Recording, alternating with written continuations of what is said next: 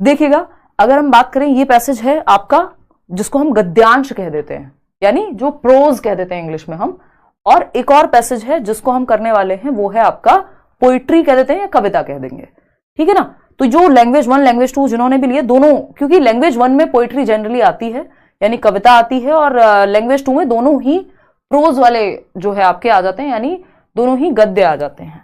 इतनी बात ठीक है। तो यहाँ पे एक कविता है और एक आपका इंग्लिश का पैसेज मैं अलग से किसी दिन कराऊंगी, लेकिन इंग्लिश वाले भी इसको देखें, क्योंकि बेसिक जो 2-3 चीजें मैं शुरुआत में बताऊंगी वो सब में सेम रहेंगी। जैसे जब हम पैसेज सॉल्व कर रहे हैं तो कुछ चीजों का ध्यान रखना चाहिए। कुछ लोग कहते हैं पहले आपको, मतलब 2 तरीके हैं, कहते क्या है, सबका अपना प्रेफरेंस है कि आपको पहले क्वेश्चन सॉल्व पढ़ लेने चाहिए और उसके बाद पैसेज को पढ़ना चाहिए। दूसरी एक टेक्निक होती है पैसेज सॉल्व करते वक्त कि आपको पहले पैसेज को पढ़ लेना चाहिए, यानी आपका जो अपठित गद्यांश है या पद्यांश है उसको पहले पढ़ लो और बाद में आप पैसेज सॉल्व करो। दोनों ही टेक्निक्स बढ़िया हैं, बस मेरा इसमें थोड़ा सा एक ये रहता है कि अगर पैसेज छोटा है, यानी इस तरह की कविता है, तो आप फटाफट से कविता को पढ़ लो, है ना। अगर इसमें 2-3 चीजें जो आपको हिंदी इंग्लिश के पैसेज सब में ध्यान देने योग्य हैं, कि अगर मैं बात करूं जिनका पैसेज नंबर करते हैं उनको आज के बाद काफी हेल्प मिल जाएगी अगर ये 2-3 चीजें वो अपना ले, कि अगर पैसेज छोटा है, स्मॉल पैसेज है, तब आपको पहले फटाफट से पैसेज ही रीड कर लेना चाहिए, बाद में क्वेश्चन पढ़ लो। अगर पैसेज छोटा सा है, ये 4-6 लाइन का पैसेज है, 8 लाइन का पैसेज है, तो पढ़ लो ना एक बार, क्या दिक्कत है। अगर आपके पास समय नहीं है, पेपर छूट रहा हो, एंड में आप सॉल्व कर रहे हो, तो आप डायरेक्ट क्वेश्चंस पे जाओ, क्योंकि अभी ये जो इसमें कुछ 6 क्वेश्चन है, आई थिंक 6 या 5 क्वेश्चन है, उन 5 में से 4 या 3 क्वेश्चन जो है, 6 में से 4 क्वेश्चन ऐसे ही सॉल्व हो जाएंगे बिना पैसेज पढ़े। इस पैसेज की मैं बात कर रही हूं, किसी और पैसेज में भी आधे क्वेश्चन तो एटलीस्ट 7 क्वेश्चन है, 3-4 तो सॉल्व हो ही जाएंगे, वो आपकी अंडरस्टैंडिंग पे होगा कि आपको वो कॉमन सेंस होना चाहिए, और 1-2 क्वेश्चन तो व्याकरण के भी होते हैं, अलग से व्याकरण नहीं पढ़नी है, बट वो बेसिक अंडरस्टैंडिंग आपकी होनी चाहिए, ठीक है बात। तो जब स्मॉल पैसेज हो और समय ठीक तरीके से आपने मैनेज किया है, तो आप पहले पैसेज को पढ़ लीजिए। अगर पैसेज बड़ा है तो आप पहले क्वेश्चंस पढ़ लीजिए फटाफट से, और उन क्वेश्चंस में से जो जो टर्म्स हैं, जो मेन टर्म्स हैं, जैसे मान लो कहीं आपने क्वेश्चन पढ़ा शीश, तो आप पैसेज पे जाके वो शीश के साथ सॉल्व कर सकते हो, कहां आपको शीश दिख रहा है, ठीक है। तो ये 2-3 टेक्निक्स हैं। एक तो ये कि जब पैसेज छोटा है और टाइम मतलब पैसेज छोटा है तो पहले पैसेज पढ़ लो, बाद में क्वेश्चन। अगर टाइम कम है तो हमेशा पहले क्वेश्चन पढ़ो, क्योंकि अगर आप पूरा पैसेज सॉल्व कर नहीं भी पाए, पेपर छूट गया लास्ट में, भगवान ना करे ऐसा हो, बट अगर आपको लग रहा है समय कम है, तो आप डायरेक्ट क्वेश्चन करो, उसमें से आधे क्वेश्चन आपके बिना पैसेज पढ़े हो जाएंगे। तो ये दोनों ही टेक्निक्स आपको मैंने बता दी, ये दोनों ही बातें आप ध्यान रख सकते हैं। नॉर्मल केस में क्या करना है, नॉर्मल केस में अगर पैसेज छोटा है पहले पैसेज पढ़ो, फिर क्वेश्चंस पे जाओ। और अगर पैसेज बड़ा है तो क्या करें भाई, नॉर्मल केस में अगर पेपर छूटता हुआ नजर आए या बहुत कम समय हो लास्ट में, तो सिर्फ क्वेश्चन से सॉल्व कर दो, क्योंकि एक प्रत्यय, ये उपसर्ग प्रत्यय तो आपको आते ही हैं, 2-4 क्वेश्चन तो ऐसे सॉल्व हो जाएंगे, तो कम से कम वो 0 होते नंबर उससे तो ज्यादा ही हो जाएंगे। अगर पैसेज बड़ा है नॉर्मल केस में, तो आप पैसेज बाद में पढ़िए, पहले आप क्वेश्चंस पढ़ लीजिए।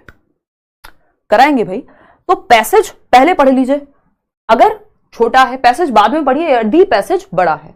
जैसे ये एक बड़ा पैसेज है और इसमें 9 क्वेश्चन है, तो इन 9 में से पक्की बात है कि 3-4 क्वेश्चन तो ऐसे ही सॉल्व हो जाएंगे, ठीक है ना। हालांकि ये पैसेज एक्सेप्शन है, इसमें ज्यादातर क्वेश्चन पैसेज से ही सॉल्व हो रहे हैं।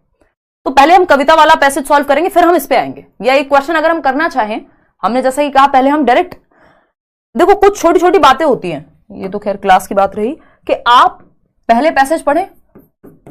हाँ, अगर बड़ा पैसेज है तो आप पहले क्वेश्चन पढ़िए, पैसेज पढ़िए, यदि स्मॉल पैसेज है फिर क्वेश्चन पे जाइए, देन क्वेश्चन, ठीक। अगर पैसेज बड़ा है, सेकंड पॉइंट क्या है, अगर पैसेज बड़ा है, पैसेज यदि बिग लिख लेते हैं, हालांकि बनता नहीं है, लेंदी लिखना चाहिए कायदे में, तो लेकिन एक बड़ा पैसेज है, लेंदी है थोड़ा सा, तो पहले आप क्वेश्चंस पढ़िए, फर्स्ट आप क्वेश्चंस पढ़िए, ठीक। अगर समय कम हो तो दोनों ही केस में आपको पहले क्वेश्चन पढ़ने चाहिए और क्वेश्चन से कॉमन सेंस से सॉल्व कर देना चाहिए, जितने आपसे हो जाए, नेगेटिव मार्किंग कोई है नहीं। तीसरी बात, यदि कोई ईयर दिया हुआ है, मान लो 1976, कोई टर्म दिया हुआ है, लिखा हुआ है एम्प्टी का मीनिंग बता दो, या मर्यादा किस सेंस में यूज हुआ है पैसेज में, तो अगर इस तरह के टर्म है तो वो टर्म डायरेक्टली आप पैसेज में जाकर के सर्च कर सकते हो, इजी हो जाता है क्वेश्चन सॉल्व करना, अगर कंप्लीट पैसेज नहीं भी पढ़ पा रहे हैं तो ये 2-3 टेक्निक्स हैं जिनको आप पैसेज सॉल्व करते समय इस्तेमाल में ला सकते हो। बेटर ये है कि बड़ा पैसेज है तो बाद में पैसेज, पहले क्वेश्चन, छोटा पैसेज है तो पैसेज पढ़ लो ना, 2 सेकंड लगेंगे। ठीक, जैसे ये अभी हमने पैसेज नहीं पढ़ा, बड़ा पैसेज है। एक क्वेश्चन सॉल्व करते हैं बिना पैसेज पढ़े। पहला क्वेश्चन है, विशेषण विशेष्य का उदाहरण नहीं है, नॉट पूछा है। विशेषण विशेष्य का, विशेषण क्या होता है भाई? जो किसी संज्ञा सर्वनाम की विशेषता बताए। विशेष्य क्या होता है? इसी के आसपास का कुछ होता है। अगर नहीं भी पता, सब कुछ आपको पता हो जरूरी नहीं है आप पूरी ग्रामर के रट्टे लगा के जाएं, व्याकरण पढ़ के जाएं, जरूरी नहीं है। क्या हो गया? ऐसे रोबोटिक मोड में क्यों बैठी हो टेढ़ी होके? मुझे लगा पता नहीं क्या बता रही हो। हाँ, पुल दे दो। मुझे लगा निशा का दिमाग घूम गया, मैंने पता नहीं ऐसा क्या बता दिया। आज बहुत दिन बाद बैठी हैं वैसे भी पुल पे। अब डेली हम लोग मिलेंगे आपके साथ शाम को 9 बजे। फ्री नोट्स लेट्स वाले वो आपको टेलीग्राम चैनल पे मिल जाएंगे। देखिएगा, विशेषण विशेष्य का उदाहरण नहीं है। थोड़े से मुश्किल है दोनों ही पैसेज, है ना, डिफिकल्टी लेवल, क्योंकि पेपर 2 को ध्यान में रख करके लिया गया है। बट जरूरी नहीं है, अगर मुश्किल से मुश्किल भी आएगा तो यही आएगा, है ना। मुश्किल से मुश्किल भी तो क्या, यही चल रहा है ना आजकल सोशल मीडिया पे। देखो, तो मानव अस्तित्व किसका? विशेषण विशेष्य का उदाहरण नहीं है। पेयर बने हुए हैं, जोड़े। आध्यात्मिक दुनिया, यानी दुनिया कैसी है? आध्यात्मिक। यानी विशेषता क्या है दुनिया की? आध्यात्मिक होना। तो विशेषण विशेष्य की बात हो रही है, किसी की तो विशेषता बताई जा रही है किसी और के द्वारा। रूपात्मक परिवर्तन यानी क्वालिटेटिव परिवर्तन, तो किसी की तो विशेषता किसी के द्वारा बताई जा रही है, कॉमन सेंस है। अंधेरे युग, युग कैसा है? अंधेरा, यानी विशेषता बताई जा रही है किसी दूसरे विशेष्य की विशेषता बताई जा रही है। मतलब कुछ तो चल रहा है दोनों का आपस में। दुनिया क्या है? आध्यात्मिक, तो उसकी विशेषता है। वही विशेषण तो सबको ही पता है, विशेष्य ना भी पता हो तो। रूपात्मक परिवर्तन, कैसा परिवर्तन? रूपात्मक परिवर्तन अपने आप में विशेष्य है। अगर हम बात करें अंधेरे की, युग कैसा? अंधेरा, अंधेरे युग। लेकिन अस्तित्व क्या? मानव। कोई सेंस है? पवित्र अस्तित्व, कुछ तो अस्तित्व के बारे में बताया होता, या मानव की कोई विशेषता बताई होती। यहां पे विशेषण मतलब जो संज्ञा सर्वनाम है उसकी विशेषता बताने वालों को हम विशेषण कह रहे हैं, विशेषण की जो विशेषता बताया हम विशेष्य कह दे रहे हैं। लेकिन वैसा सा बन ही नहीं पा रहा। मानव अस्तित्व क्या है? ये तो एक बेसिकली संज्ञा जैसा लग रहा है, साथ में कोऑर्डिनेट होकर के। तो यही सही नहीं है, बाकी सारे तो पेयर हैं, और पेयर वाले क्वेश्चन को पहचानना बहुत आसान होता है। मानव अस्तित्व, मानव का कैसा अस्तित्व ये तो बताया ही नहीं, है ना। तो कुछ पवित्र अस्तित्व, कुछ तो बात चल रही होती कि विशेषण की बात हो रही है, विशेष साथ में दिया हुआ है कि इसके बारे में इसकी विशेषता बता रहा है, कुछ तो हो नहीं। तो मानव अस्तित्व यहां पे विशेषण विशेष्य का पेयर नहीं बनाता, उदाहरण नहीं है। अब इसके लिए हमें कोई भी पैसेज पढ़ने की जरूरत नहीं है, ये कॉमन सेंस थी। वैसे तो मैंने सोचा था कविता वाला पैसेज आपको पहले कराऊंगी, बट कोई बात नहीं, इधर आ जाते हैं। सेकेंड क्वेश्चन है, उन्नति प्राप्त करने के लिए आवश्यक है कि मनुष्य, उन्नति प्राप्त करने के लिए क्या आवश्यक है भाई? किसी का मन कर रहा है? अब यहां पे अपनी बहुत ज्यादा दिमाग को नहीं लगाना है। अगर आप कॉमन सेंस लगाएंगे तो आप खुद समझ जाएंगे। खूबियों को पहचान ले, संघर्षरत रहे, अपने लक्ष्य की ओर चलता रहे, या अपनी कमियों को जान ले। हमें नहीं पता, हमें पैसेज के पास जाना है। इस तरह के क्वेश्चंस में बहुत ज्यादा अपनी बुद्धि नहीं लगानी है, ग्रामेटिकल क्वेश्चंस में या व्याकरण वाले क्वेश्चंस में लगानी है। हमने ये क्वेश्चन स्किप कर दिया क्योंकि हम डायरेक्ट क्वेश्चंस पढ़ रहे हैं। दूसरा क्वेश्चन दो, हम डायरेक्ट क्वेश्चंस पढ़ रहे हैं, हम देखेंगे बिना पैसेज के हम कितने क्वेश्चन सॉल्व कर पा रहे हैं, फिर हम पैसेज पे आएंगे। यहां समय लग रहा है क्योंकि मैं प्रॉपर टाइम लेके आपको पूरी कहानी सुना करके सॉल्व कर रही हूं। पेपर में समय नहीं लगेगा अगर आप डायरेक्ट क्वेश्चंस पे करेंगे सॉल्व। जैसे वो फर्स्ट क्वेश्चन हमने कर दिया, सेकंड हमने स्किप कर दिया क्योंकि उसको पैसेज की डिमांड है। क्वेश्चन नंबर 3 पे आए। अब आप लोग जवाब दो पोल में, इसका फटाफट से जवाब दे दोगे। क्यों? आसान सी बात है। अध्यात्म शब्द में एक प्रत्यय लगाने पर शब्द क्या बनेगा? बचपन से पढ़ा है हमने, अलग से व्याकरण रटने की जरूरत थोड़ी है। कुछ व्याकरण के टॉपिक करने हो, बिल्कुल भूल गए हो तो यूट्यूब से रिवाइज कर लो, किसी किताब से कर लो, बैच में हो तो पढ़ाया जाएगा सब कुछ। तो अध्यात्म की अगर हम बात करें, अध्यात्म शब्द में क्या लगाया? एक प्रत्यय लगाया। प्रत्यय मतलब जो पीछे आए, उपसर्ग मतलब जो आगे आए, सिंपल बात है। तो अध्यात्म में क्या पीछे लगाए हम? प्रत्यय मतलब पीछे। अध्यात्म में एक प्रत्यय अगर लगाएंगे आध्यात्मिक बन जाएगा। अब आध्यात्मिक सिंपल लिखा हुआ है लेकिन हम बाकी भी चेक कर देते हैं। ये आध्यात्मिक है ना, आधा ध आएगा ना, इसमें पूरा नहीं आएगा आध्यात्मिक में। आध्यात्मिक इसमें अ गायब है ना। आध्यात्मिक बना दिया, यहां पे बड़ी की मात्रा लगा दी तो गड़बड़ हो गया। तो फर्स्ट ऑप्शन ही सही है, आध्यात्मिक। एक प्रत्यय लगा भी दिया आपने, आध्यात्म में एक लगाया, जोड़ा लास्ट में, आध्यात्मिक बन गया। और आध्यात्मिक में एक तो आधा ध आता है, दूसरा छोटे ई की मात्रा आती है, क्योंकि मीक नहीं है। जो लोग बोलते गलत है उनको दिक्कत होगी इसमें, अगर जो सही हिंदी का उच्चारण करता है उसको दिक्कत नहीं होगी ये पहचानने में, ठीक है। या आपको थोड़ी सी प्रैक्टिस भी है तो ये आध्यात्मिक होगा, ना कि आध्यात्मिक। लिख के भी देख सकते हो खुद से। मतलब मेरा इसमें यही रहता था कि अगर आप खुद से लिख के देख लो ना, तो आपके हाथ की अपनी एक मेमोरी है ना भाई, मसल मेमोरी बोलते हैं ना उसको। तो आप खुद से लिख के देख लो, अगर इसको बिना देखे तो आपको पता चल जाएगा कि कौन सा सही है मोस्ट ऑफ द केसेस में। तो ये दूसरा क्वेश्चन हमारा सॉल्व हो गया। 2 क्वेश्चन हमारे ऐसे ही सॉल्व हो गए, आप सभी सही जवाब दे रहे हैं। बिना गद्यांश पढ़े अभी तक। अब ये कह रहा है गद्यांश के आधार पर कहा जा सकता है, हमें नहीं पता गद्यांश के आधार पर क्या कहा जा सकता है, हम अभी थोड़ा रुक के देखेंगे। अभी हम डायरेक्ट वो क्वेश्चन सॉल्व कर रहे हैं जो हमसे बिना पैसेज के सॉल्व हो जाएं। ठीक, पहली नजर में आदि मानव ने क्या किया हमें नहीं पता, पैसेज से पता चलेगा। मानव शब्द में किस प्रत्यय और उपसर्ग का प्रयोग संभव है, ये तो हम कर जाएंगे आराम से, ये तो आसान क्वेश्चन हो गया हमारे लिए। मानव शब्द में, पोल में जवाब देना, मानव शब्द में किस प्रत्यय और उपसर्ग का प्रयोग संभव है, यानी क्या प्रत्यय और क्या उपसर्ग मानव शब्द में लगा सकते हैं। उपसर्ग जो आगे आए, प्रत्यय जो पीछे आए, ये हमने बचपन से पढ़ा है। अब मानव में प्रत्यय और उपसर्ग, पहले क्या लिखा हुआ है प्रत्यय, तो पहले प्रत्यय लगा के देख लो, क्योंकि यहां पे पहले प्रत्यय दिया होगा, जो वहां लिखा है उसी सीक्वेंस में हमेशा देखा करो कि पहले प्रत्यय दिया है तो पहले प्रत्यय ही मिलेगा आपको, यहां पे ये सारे प्रत्यय मिलेंगे। और उपसर्ग, आपको उपसर्ग और यानी प्रत्यय के बाद उपसर्ग लिखा हुआ है तो लास्ट में उपसर्ग है जो कॉमा के बाद है, तो इस बात का भी ध्यान रखना होता है, नहीं तो ये छोटी छोटी गलतियां एक नंबर कटवा देती हैं कई बार। ठीक, तो अगर हम देखें मानव में प्रत्यय, पीछे क्या लगाएंगे, मानवीयत, मानवीयत तो कुछ नहीं होता, मानवीय तो हमने सुना है, तो यानी ये तीनों तो सही है, फर्स्ट ऑप्शन तो हट गया, मानवीयत थोड़ी होता है कुछ, तो मानवीय होता है। ठीक है, शुरुआत में क्या लगाएं, सुमानव, अमानव, सुमानव सुना है कहीं, नहीं, अमानव सुना है, हाँ हम कह देते हैं बड़ी अमानवीय काम है भाई आपका, है ना, ये तो बड़ी अमानवीय घटना हो गई, तो ये तो ठीक है। अनमानव तो कुछ नहीं होता, तो थर्ड ऑप्शन ही है। अब इसमें पैसेज पढ़ भी लोगे तब भी जवाब यही रहने वाला है, और पैसेज में जरूरी नहीं है ये वाला जवाब आपको मिल जाए, है ना, मिल भी सकता है नहीं भी। तो ये हमारा थर्ड क्वेश्चन भी, 9 में से 3 क्वेश्चन सॉल्व हो चुके हैं बिना पैसेज पढ़े। मानव के कौन से 3 पक्ष हैं हमें नहीं पता, पैसेज से पता चलेगा, बाद में देखेंगे। 8th क्वेश्चन है उल्लेखनीय परिवर्तन से तात्पर्य है। अब ये भी हालांकि हम सॉल्व कर सकते हैं बट हम करेंगे नहीं, क्योंकि हम पैसेज पढ़ के ही कर देंगे। लास्ट क्वेश्चन उठाते हैं, प्रगति प्राप्त करने का व्यवस्थित तरीका किसके पास नहीं था। अब ये पैसेज ऐसा है क्योंकि बड़ा पैसेज है तो इससे क्वेश्चन पैसेज वाले ज्यादा पूछे जाते हैं, छोटे पैसेज में कई क्वेश्चन आपके सॉल्व हो जाएंगे, मोर देन 50% क्वेश्चन आपके छोटे पैसेज में ऐसे ही सॉल्व हो जाएंगे बिना पैसेज पढ़े, बट छोटा पैसेज है तो खुद से पढ़ लो। अब यहाँ पे 9 में से 3 क्वेश्चन हमारे ऐसे ही सॉल्व हो चुके हैं, अब हमें 6 क्वेश्चन के लिए बाद में हम पैसेज पढ़ेंगे, क्योंकि हमारा 3 का तो काम ही खत्म हो गया यहाँ पे। अब हमें सिर्फ 6 क्वेश्चन पर फोकस करना है, और फटाफट से अब हम क्वेश्चन देखेंगे और फिर समझेंगे कि क्या पूछा है पैसेज पे जाकर के।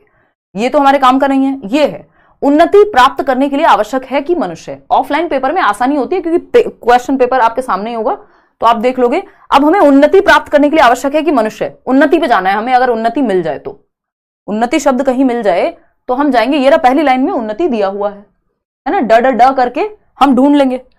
तो उन्नति प्राप्त करने के लिए क्या आवश्यक है, पहली बात तो उन्नति को हमने अंडरलाइन कर लिया, है ना, आगे की उन्नति नहीं, बस इसी पे चलते हैं। इच्छा से प्रेरित होकर लोग उन्नति के मार्ग पर चलने लगते हैं। अपनी यात्रा के आरंभ में वे अपनी प्रगति में बाधा डालने वाली सैकड़ों व्यक्तिगत और सामाजिक खामियों का पता लगाते हैं।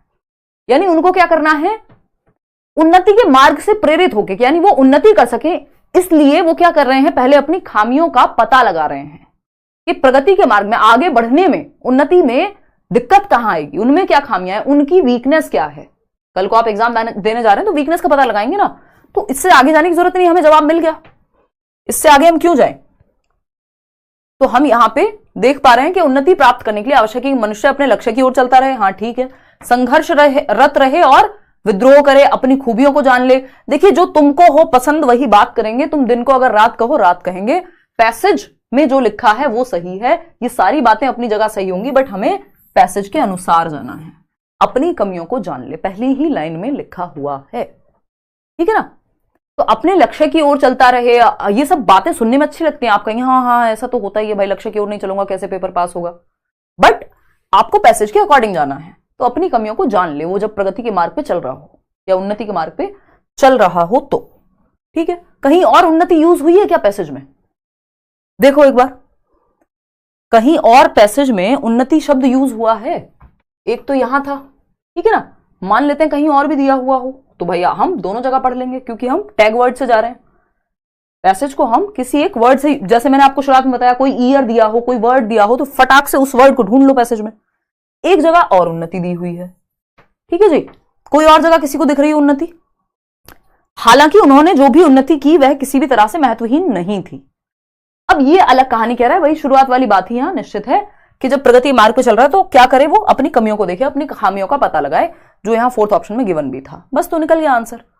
आते हैं 3rd पे, अध्यात्म शब्द में, ये तो हम लगा चुके हैं, गद्यांश के आधार पर कहा जा सकता है कि, यानी गद्यांश के आधार पर क्या कहा जा सकता है, चारों ऑप्शन पढ़ेंगे।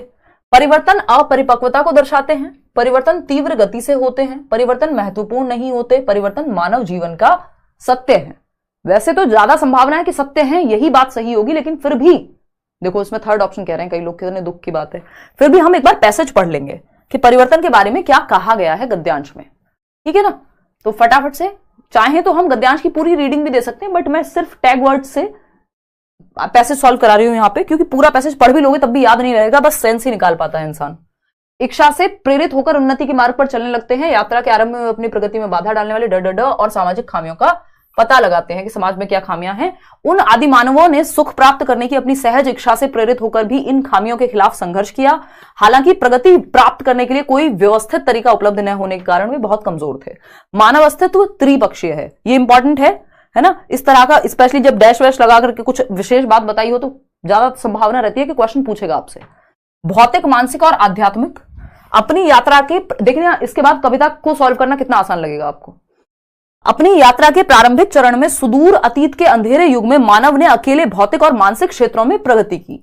मानव संरचना में रूपात्मक परिवर्तन अब भी हो रहे हैं और भविष्य में भी होंगे। मनुष्य भविष्य में ऐसे उल्लेखनीय परिवर्तनों से, यही पूछा था ना, ऐसे उल्लेखनीय परिवर्तन के बारे में पूछ रहा था बेसिकली, ऐसे उल्लेखनीय परिवर्तनों से गुजरेगा जो आज के लोगों के लिए लगभग अपरिचित होंगे। हम यह नहीं कह सकते कि उन आरंभिक मनुष्यों ने वास्तव में कोई महत्वपूर्ण आध्यात्मिक प्रगति की थी। हालांकि उन्होंने जो भी उन्नति की वह किसी भी तरह से महत्वहीन नहीं थी। यानी पूरे पैसेज में किसकी बात हो रही है, परिवर्तन की बात हो रही है कि पहले भी आदि काल से जो आदि मानव थे वो भी कुछ चेंजेस लेकर के आए, चेंजेस किए उन्होंने, कोशिश की एटलीस्ट, अगर चेंजेस ज्यादा नहीं हुए तो। कुछ पक्ष में हुए, कुछ में नहीं हो पाए। आज का मनुष्य भी चेंजेस लाने की कोशिश कर रहा है, आगे भी होगा ये। तो चेंजेस या परिवर्तन जो है वो जीवन पर्यंत चलता रहेगा, परिवर्तन जीवन का नियम है, वही ज्ञान इस पैसेज में दिया हुआ है। आप पढ़ेंगे जी, ये जो पैसेजेस होते हैं ना, जो सीटेट में या किसी भी, सीटेट का मैं स्पेशली कह सकती हूँ, सीटेट के पैसेज इतने ज्ञानवर्धक होते हैं, आपको पढ़ के मजा आ जाएगा। बस ज्यादा मजे मत लेना क्योंकि पेपर छूट जाएगा फिर, ठीक।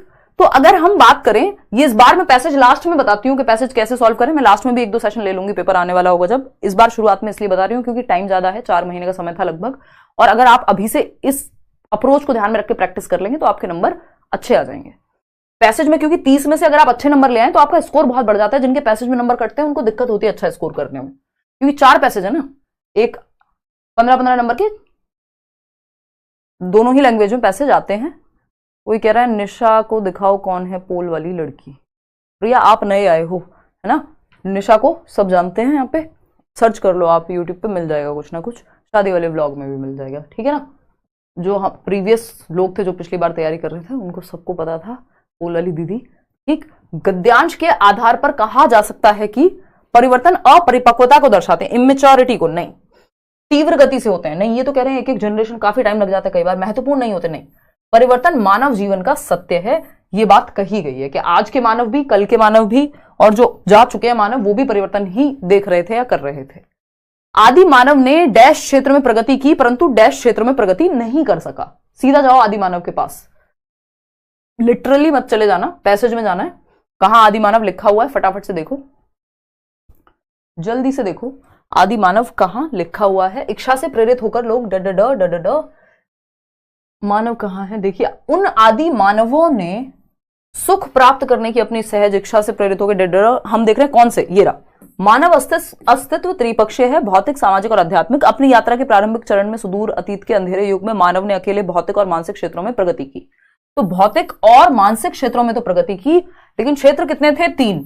तो आध्यात्मिक में नहीं कर पाया। और ये अंडरस्टूड है कि पुराने लोगों की बात हो रही है, तो आध्यात्मिक में नहीं कर पाया, यहां भौतिक और मानसिक में तो की, ठीक है ना। मानवीय संरचना रूपात्मक परिवर्तन अब भी हो रहे हैं, यानी इंपॉर्टेंट परिवर्तन, और भविष्य में भी होंगे। मनुष्य भविष्य में ऐसे उल्लेखनीय परिवर्तनों से गुजरेगा जो आज के लोग लगभग अपरिचित हैं।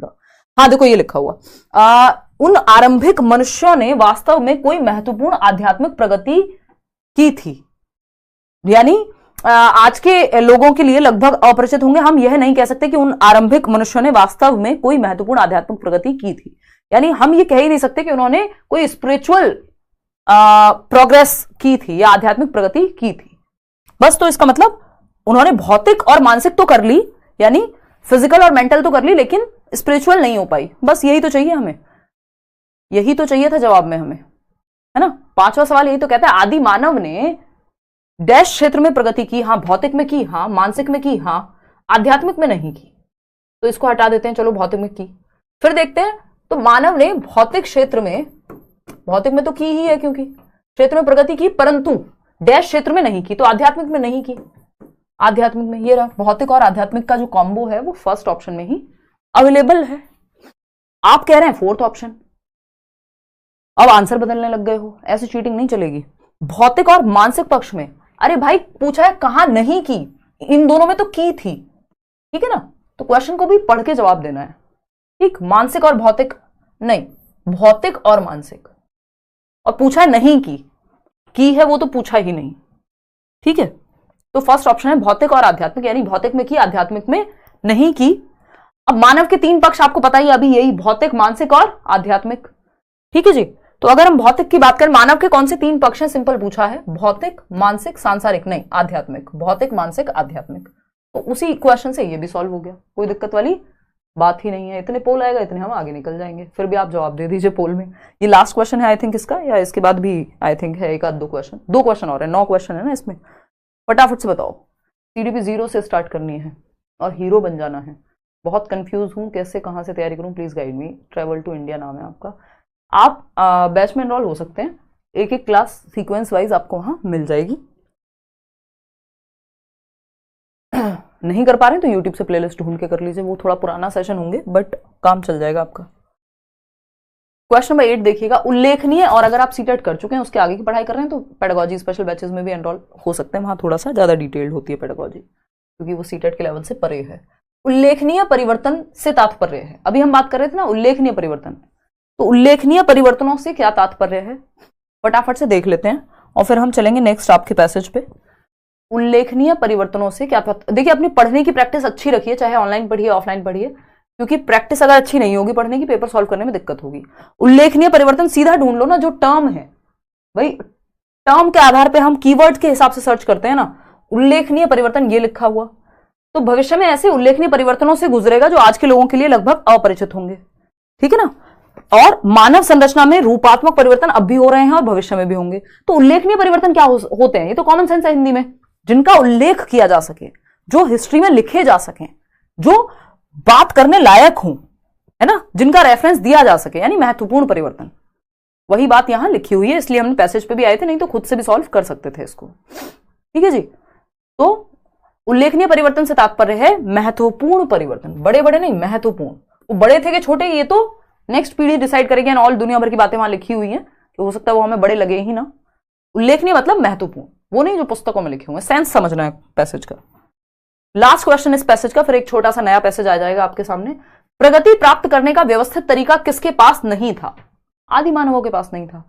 सभी अव्यवस्थित आदि मानवों के पास, आदि मानवों के पास, सभी मनुष्यों के पास, सभी अज्ञानी मानवों के पास। बताओ एक बार, फटाफट से जवाब दो, दिखाना एक बार लैपटॉप, फटाफट से जवाब दो। सेकंड बता रहे हैं इसमें भी, बहुत ही बढ़िया।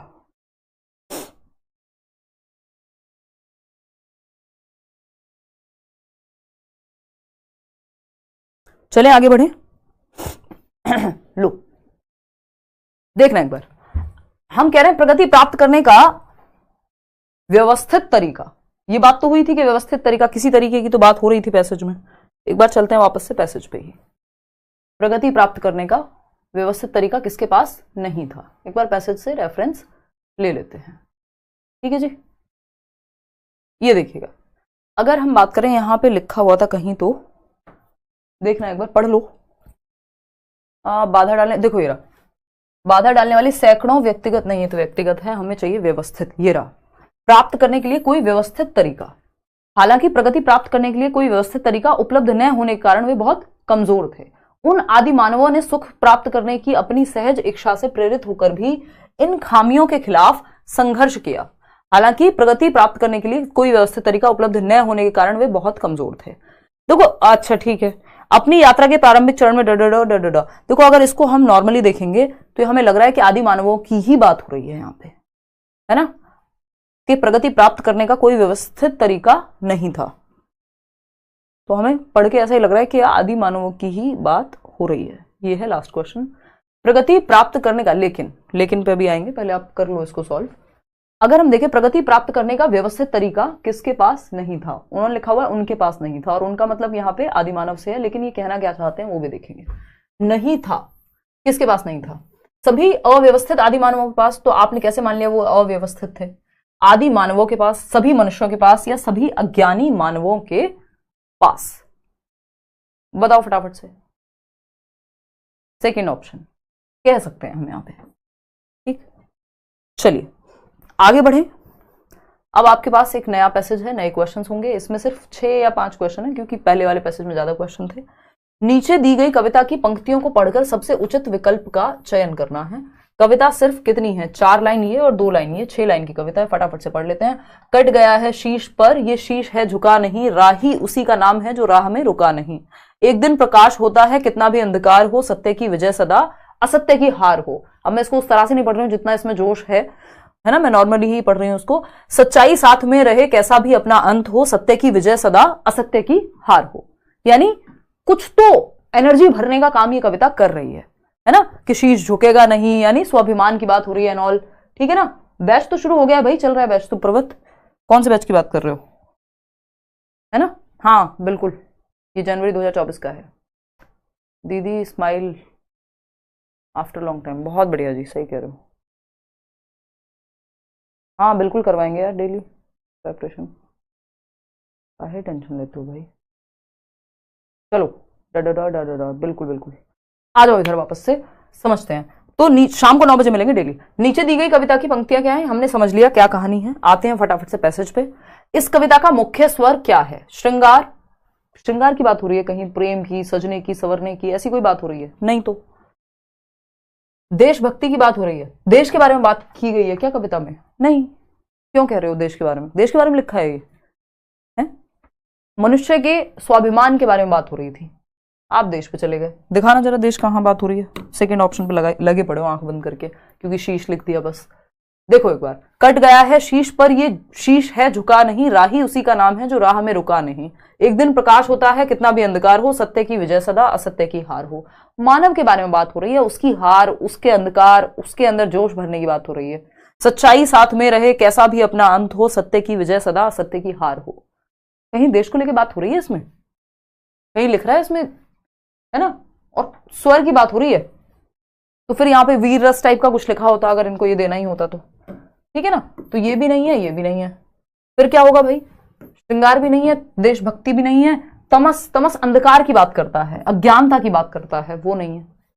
ओज है यहाँ पे, ये थोड़ा सा पढ़ लेना इसके बारे में, या अलग अलग स्वर या अलग अलग जो आपके रस हैं वो कितने प्रकार के हैं ऑल। ओज का मतलब यहाँ पे उत्साह से, उत्साह भरने से, एनर्जी से, उजाला लाने से, ये सबसे होता है। तो यहाँ पे जो सही उत्तर है वो ओज है, ना कि देशभक्ति। ठीक है ना, मैंने दिखाया ना, देश की तो बात ही नहीं हुई है सच। अंधकार डैश का प्रतीक नहीं है।